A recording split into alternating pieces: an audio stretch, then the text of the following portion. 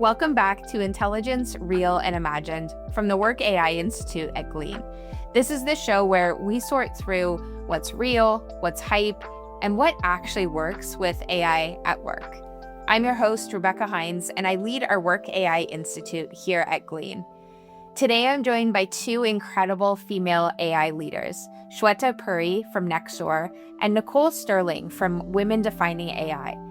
This episode is inspired by our AI Transformation 100 report, and we're talking about AI adoption, how it happens, not through hype, but through trust, experimentation, better workflows, and people who are willing to rethink how work gets done. Let's dive in.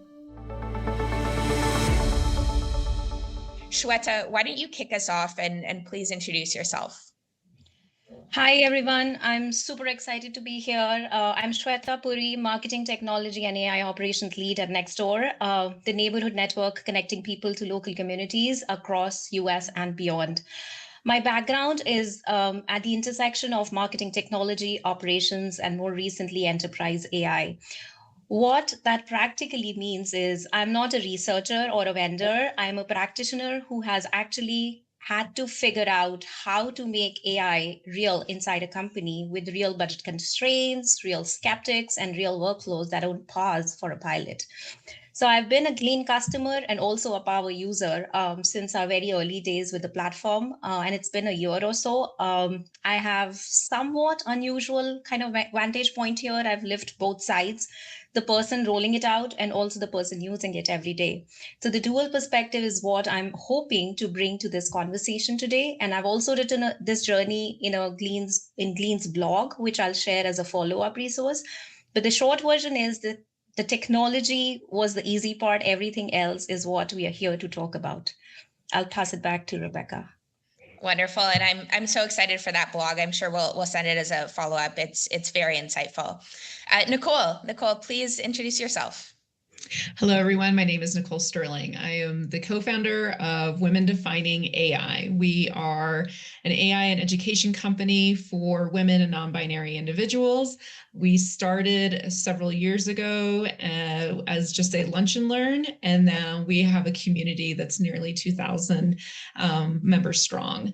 And I've stepped away from the operational role within Women Defining AI because I have started my own AI company. This is one of the beautiful things that we've seen come out of our Women Defining AI community is women are getting new jobs, starting new companies. I happen to be a publicly elected official. I sit as Mayor Pro Tem for my community. And so my AI company has merged my subject matter expertise in local government with my technologist background. And so I come at it from not only someone who has had to drive AI amongst a community, but also uses AI herself, and also from a vendor perspective in how I interact with local governments. I also sit on the Gov AI Coalition, though, so I help local governments procure safe, ethical, and responsible AI all across the United States. So excited for the conversation today, and thank you for having me. So today's session is all about how AI adoption really happens. And what we consistently see is most organizations don't struggle with access to AI. We often, think that AI is fundamentally an access problem. If we give employees this technology, they'll use it. The reality is not as such. And what we see is that conversion from real exposure to AI to real change, exposure to change is very difficult. How do you get this technology in the hands of people in a way that they're actively using it and using it to their benefit day to day? So Shweta, one of the things we're seeing, I know you're seeing as well, is more and more organizations are establishing new roles that contain AI in the title. And your role is an example of that, marketing technology and AI operations lead. Tell us a little bit about your role, what you're responsible for, and the significance of having AI in the title. Yeah, I know. It's exciting times. Everybody wants to embrace AI in some way or the other, but I'll give you the perspective from my side. I've spent the 10 plus years kind of leading MarTech and operations, which is, again, not so glamorous connective tissue work of making tools actually work for people.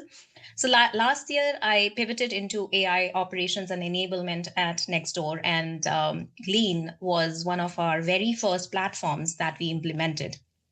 What I've come to appreciate about having AI in my title is that it's less about deep technical expertise and more about like being accountable for real outcomes, helping teams find meaningful ways to work differently with AI so it becomes a genuine part of how people do their jobs rather than just another tool that we invested in. So my role kind of sits squarely between business, technology, and people processes. And the goal is not to deploy more tools, it's to change the behavior or the foundation itself. Here's what that looked like a practice. We kind of started with 50 people pilot. We didn't just open a sign up link and hope for the best. We selected the champions who deeply understood the problem. And also, that meant from day one, everyone in the room had the context, conviction, and reason to care. So that deliberate curation made all the difference. And within a month, we had a strong monthly active user base and also quite a few daily active users. So we made the decision to roll it out broadly across the company to around 550 employees. And we are now at 500 plus users, 700 agents built, and almost at 82% stickiness in just 6 months of that broad rollout. So yeah, I mean, phase one was getting people to use search was the entry point and not the destination. And finding answers was useful, but not transformational. So phase two is where things actually started to get interesting when we moved from, I search from Glean through to like I work through Glean, which is all about agents, automations, AI embedded in the actual job and not like as a side note. So yeah, that's a high level journey so far at Nextdoor. And that embedding AI in the flow of work is something we consistently hear is incredibly important. It's sometimes referred to as the toggle tax, and this is something we unpack in our report as well. The reality is employees are often so overwhelmed, so overburdened that they're not wanting to switch to another platform or tool to use the technology. So Shweta, one of the things I want to double click on in your journey is what we often see in organizations is what's sometimes referred to as the ambition execution gap. A lot of ambition associated with the technology, a lot of hype, but then when the rubber hits the road, not seeing that translate into real results. Are there aspects of your journey and Nextdoor's journey in which you've seen, you've run the training, you've run the pilots, broad rollouts, but there's been a gap in translating that, ambition and hard work and preparation into real results? Yeah, that's true. I mean, that's a real challenge. And again, training alone almost never moves the needle. So I would say that as someone who has run a lot of it, and here's what I learned the hard way. Think about the last time you actually, changed how you work because of a company-wide announcement. Probably never. Like there are always announcements happening in the company, right? But if a peer you respect, someone in a role like you, pulled you aside and said, this saved me 2 hours last week, you'd probably try it pretty quickly and drop everything else, right? So AI adoption works exactly the same way. The signal has to come from someone with credibility in the room and not from a central team just kind of broadcasting to everyone. So the second unlock was the OKRs. When we embedded AI usage into how teams measure success, not as a side initiative, but as part of how they hit their goals. AI stopped being, overhead and started being how people actually worked. If your AI program is not touching the OKRs, it's still an optional thing, and people would consider that as optional even in their role. So I would say start from the basics, like embed AI into the OKRs or have people kind of drive more adoption that way. Yeah, that's great insight for sure.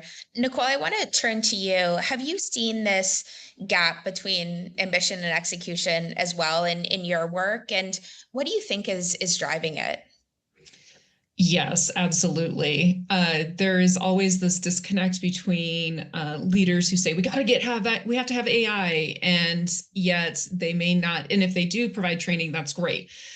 We've seen a lot of companies across, whether it's women defining AI or even in my realm of local government, where they don't provide training, they don't provide guidance, and so everyone's left wondering, well, how do we do this thing? And I think one of the reasons that's driving it is because there is a lot of hype that, 2025 was all, like a lot about agents. And so everyone is asking agents, is this something I should know? And unfortunately, because there's like this pressure towards hype, folks internally, they're not doing some of the basic, just blocking and tackling of training, experimentation, usage. And so folks don't have a very good understanding of what they could get out of AI, what the tools are that they could use to their advantage. And so it creates what we like to call this jagged edge frontier. And it's this idea that some AI tools are very good at certain things. And so, but then it doesn't do so good at other things. And it's also context specific to, potentially your company and your role. And so it feels like AI has like this very jagged edge, really good at some things, maybe not so great. And then of course it's context specific. And so if you're not helping your folks internally to understand and to experiment out in public within the company, we just continue to chase this hype cycle, and so it feels like there is this execution ambition gap for sure. Mm-hmm. And one of the things that both of you have articulated is, the importance of the learning journey. And I often think that's underestimated in terms of, first having your employees know how to use AI in a search capacity, something that, most employees are already familiar with, then perhaps switching to assistants and understanding, okay, how do you interact with an intelligent assistant as part of your day-to-day work? And then, then the leap becomes agents. It's very difficult to go from zero to agent in a way that employees feel comfortable with. So I want to talk about champions, AI champions. I think this is a phrase that has become more and more common, and I think it's recognized as an important strategy, not just the top-down change, but how do you activate these AI champions and influencers within an organization? Shweta, how do you identify champions? What are you looking for in identifying these people who can help lead the charge around AI adoption? Yeah, of course. Champions at our company were not, who you would expect naturally. They weren't always the most technical people. They were rather the curious people who were cross-functional generalists and who were willing to try out things, fail, and come back with a better version. So in our pilot, champions actually picked the participants, so they had the skin in the game. So they weren't like, assigned a role, they chose it. So the ownership mattered. And after almost like 6 to 7 months of working with these folks now, in fact, longer, including the pilot, it's almost been a year, you would exactly know what content to give someone, depending on where they are in the journey. So, a new Glean user always needs a different kind of a nudge than someone who's already built, say, 5 or 6 agents. So we also built infrastructure for champions to succeed. A private Slack channel where anyone could share ideas, showcase some wins, and exchange tips. Power users definitely, influence other employees at the company. And then we also started with recurring office hours, which were not really just presentations, but they were more, collaborative debugging sessions, bite-sized updates and company bulletins. And we also gamified it, spotlighting the top agent builders, for example, most active chat users, most creative workflows. And that made success visible and repeatable. So our mantra became like, bring AI to the work, don't bring employees to another tool. So embed AI where employees actually work already. That's great. And for the folks just tuning in, we're chatting about AI champions and the importance of AI champions within the organization. It's something we see consistently as well, marrying that important top-down change with activating your AI influencers and champions, and recognizing that they might not be who we think they are. And we consistently see they don't tend to be highly technical. They don't tend to be at the top of the org chart, but they have big influence in encouraging other people around them to adopt. Nichole, I'm curious from your perspective, what are the characteristics you see in these AI champions? Do they have a certain persona or footprint that tends to show up time and time again? Yeah, I would agree with Shweta when she says, these are usually just curious early adopters that are cross-functional generalists. That actually describes me and Helen, the other co-founder of Women Defining AI, to a T. And just like you had mentioned, it's oftentimes they're not always the most technical, but they have the ideas. They know how their work flows. And they can look at AI and say, oh, this could probably work here. And that's one of the other characteristics that we've seen time and time again with some of these champions, is that they're power users that are willing to just try, fail, talk about that failure, what worked, what didn't, and then keep going. This is very much kind of the ethos that we built our community around, is just put it out there, just try, fail multiple times, until you can kind of find something that works. And so that's actually one of the other things that we see, is that they can apply solutions to different problems instead of just keeping AI to a single lane. It's like, oh no, I only use AI for this over here. No, they're constantly applying solutions to different problems. And so that's really exciting to watch, even in my own experience, right? In terms of a champion, because many other industries are just emerging with AI, and local government happens to be one of them. They're not as forward as the private sector, but they also don't want to be left behind. And I'm actually leading a session later today about vibe coding in local government. You wouldn't think many local governments are interested in that, or it's pushing the boundaries a little too much, but it's speaking very much to this idea that they are the subject matter experts. They know how work flows, and what if we put a tool in their hands that allowed them to create the thing that they usually have to rely on expensive consultants for, or other folks to bring their idea to life. And so it's great to see that happening in different sectors. And again, it always comes back to who's willing and who has the idea. And I think that's one of the most fascinating shifts we're seeing across the board, is how the product development life cycle is rapidly changing in terms of being able to rapidly prototype much easier, and being able to demonstrate a proof of concept where previously you were relying on these experts. It's quite exciting, but it also, opens up some risk for the organization, and needing to be intentional about how you manage that as well.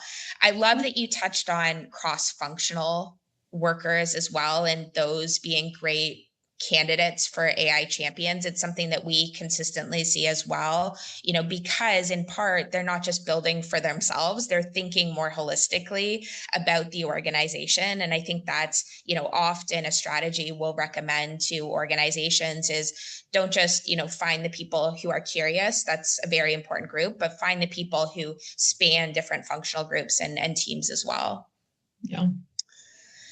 So I want to switch to measurement. This is very challenging in the era of AI. How do you measure success? How do you measure effectiveness? Nichole, I'd like to start with you.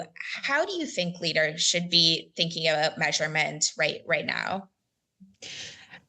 Yeah, this has been a conversation that's happened for a couple of years now, because I think the first gut reaction is, well, how do I measure the success of this thing? And especially with AI being new to our behaviors, folks have really tried to figure out a way to successfully measure it. And we don't know that there are really any perfect metrics yet. It's still mostly about usage. It's about building habits. As we've already talked about, it's about understanding how work may shift or change. And so what good looks like actually depends on, the job that's to be done with AI.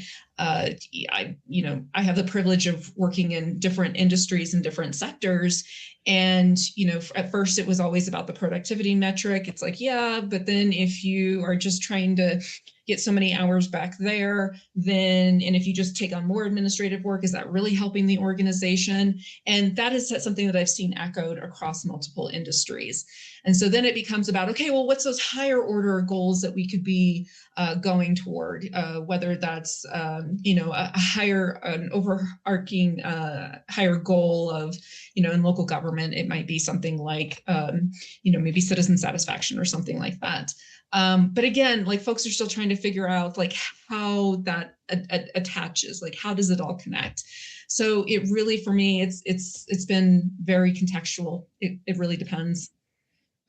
Function to function. Yeah. We see team to team anchoring in those existing business KPIs, I think is a hallmark of what we see work, given how malleable and flexible the technology is.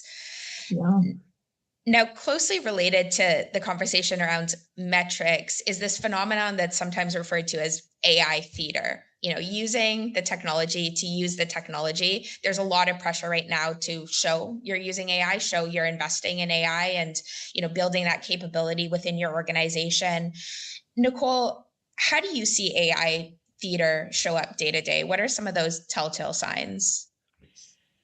So I've said that I get to see across industries, and it's always when I hear that somebody's, we're using ChatGPT on like a superficial level. And the real kicker for me is when they say that, it's the free version.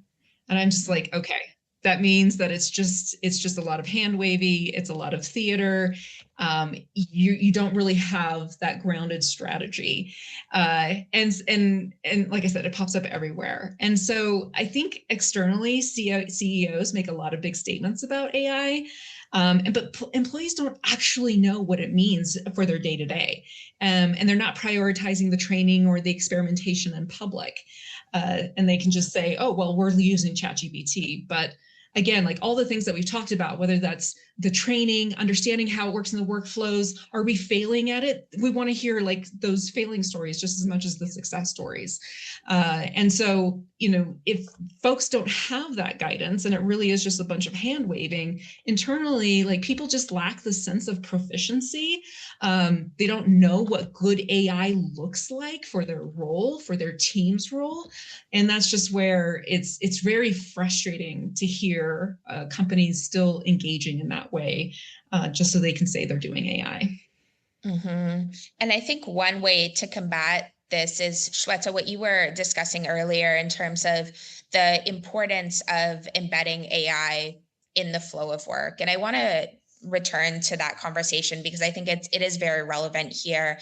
Can you walk us through one workflow where AI went from a side project, maybe more of that theater and talk as opposed to action, to it being deeply embedded in the flow of work, in the day-to-day work of employees?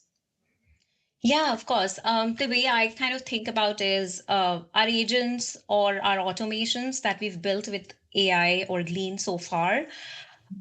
They fall under like two buckets. One is like evergreen or always on kind of agents. And then the second bucket I would call it as seasonal. And both are essential.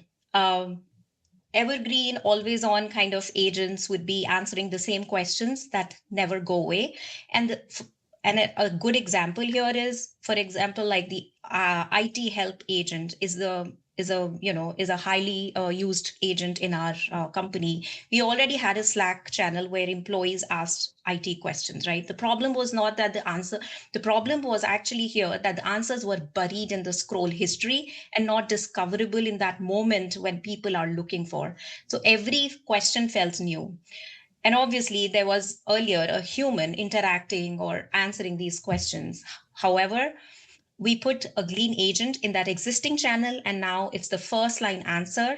It deflects repeated questions, pulls from historical, databases, docs, and routes only the genuinely new issues to humans. So we didn't create a new process here. We made the existing one smarter. And the same principle kind of applies to another agent that we are soon rolling out. Instead of pinging a data analyst, and this is called a data help agent, where employees will now be able to ask natural language questions and get answers pulled directly from Databricks environment in our case. And that's a saving for both the people asking and also the team that used to field those requests earlier. So these are a couple of examples of evergreen or always on kind of agents. Then there are these seasonal agents that we experimented with recently. And, because these use cases are kind of built in, they have deadlines and captive audience. Open enrollment was a perfect example here. Every year, people team gets flooded with same questions about plans, options, deadlines, workday actions, etc. So our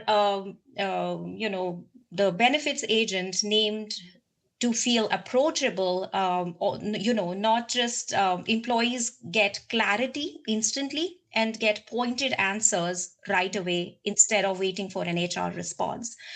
And another seasonal sort of an example is a self-performance review agent, which we launched ahead of the review cycle.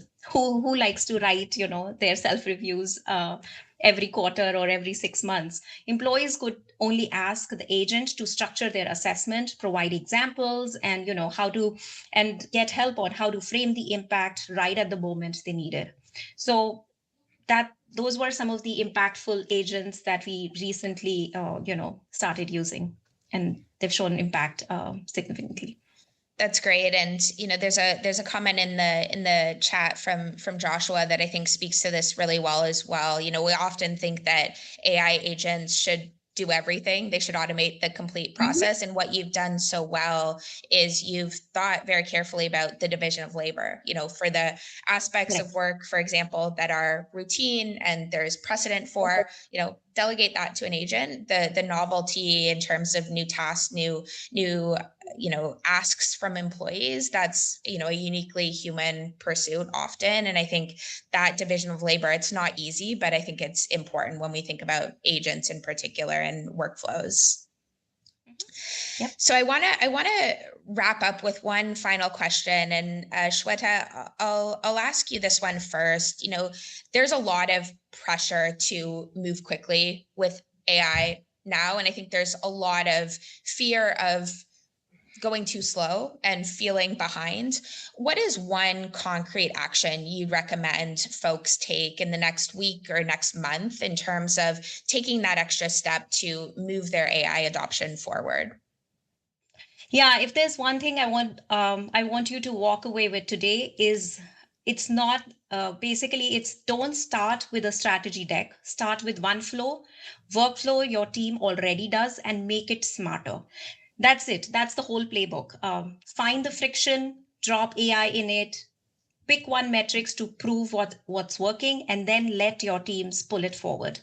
That's how we went from a 50% pilot to 700 plus agents, not by planning it all upfront, but by following the signals one workflow at a time. So we need to divide and conquer, and not everything can be implemented on day one. So I promise you, once your team feels that, they get 20 minutes back, the next question would be, should we use AI, or should we, where can we use AI better? So basically embed the AI in the processes themselves that already exist. That's great advice. Nichole, how about you? What's one action that you'd recommend every organization take as part of their AI adoption journey right now? Yeah. So as I mentioned, I have my own AI company, and I am typically, because I'm essentially the customer and the subject matter expert, I oftentimes will prototype out new feature sets and then hand off to my engineering team to put into production.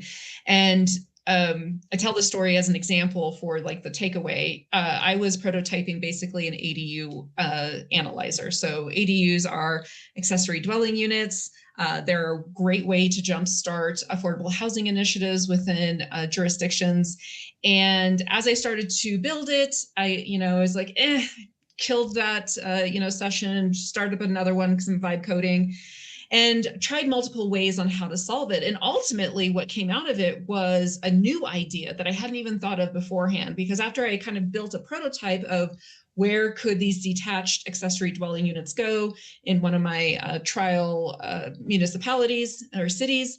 And then I realized, what would actually make this great is if you could do a policy analyzer on this and basically adjust policy metrics. So, hey, what if we reduce the residential footprint for these parcels to 5,000, and we made it so that any ADU could be on a 5,000 square foot parcel, because every jurisdiction is different, and started to do some toggles there. And so I was like, oh my goodness, that's actually the coolest part. And that's not what I intended or started with. So my takeaway for you is to take one reoccurring problem and solve it 6 different ways with AI as a team exercise. Hopefully you'll have some of those failure points, because maybe, 1, 2, and 3 didn't work out well. But maybe by the time you get to a 6th version, there's something interesting, and maybe something interesting came out of it that you didn't initially intended. So 6 different ways to solve one problem and align on the best pattern and make that a habit. I love that, and so concrete, and it aligns with, overwhelmingly there's evidence to suggest that we're more creative, we're more innovative when we have a greater quantity of ideas to work with as well. And I think that very much feeds into that. So 6 different ways. I think that's something we can all put into practice. Well, thank you, Shweta. Thank you, Nichole, for joining us. Thank you, everyone, for tuning in. I learned a lot. I think our audience did as well. And stay tuned for the next episode. If you enjoyed this episode, subscribe to Intelligence, Real and Imagined so you never miss a conversation. And download the AI Transformation 100 report using the link in the show notes. Thanks for listening, and we'll see you next time.